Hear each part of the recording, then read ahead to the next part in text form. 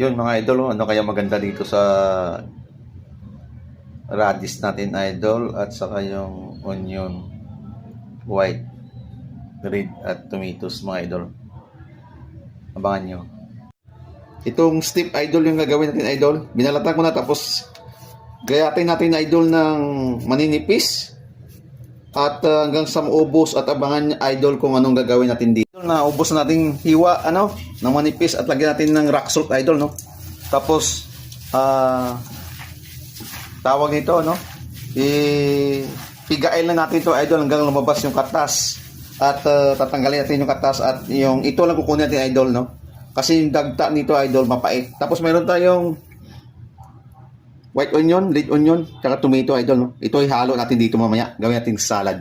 Yun lang mga idol at sundan nyo kung ano pang susunod. Ito na idol napiga na natin at kung inyo nalala mayroon tayong sausawan na idol na ginawa. Maglalagay ako dito idol ng 5 tablespoon.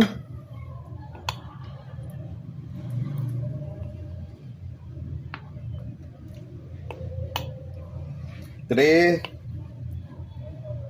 4, 5 idol at maglalagay tayo ng 1/2 tablespoon na white sugar. Mix na natin yung idol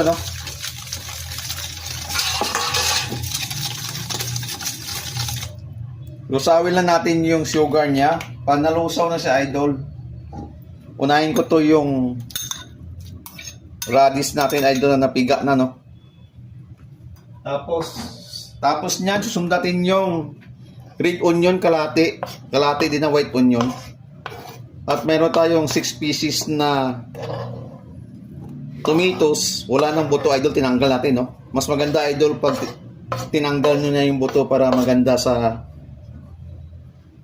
katawan natin pag walang buto pag kinakain natin Kasi hindi naman natutunaw yun yung buto. Tapos mix na natin yan idol.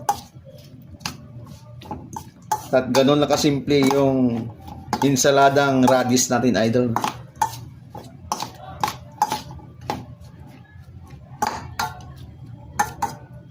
At additional tayo idol ng cracked black pepper.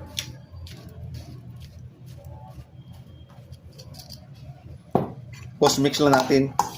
Ang mahalaga idol, unahin mo lang yung mixing ng sausawan natin. At itong sausawan ko idol, yung ginawa natin to nasa wall ko lang, scroll nyo idol. Napakasarap ito idol, promise Pero bago tayo magtapos idol, tikman muna natin kung okay na ba yung lasa.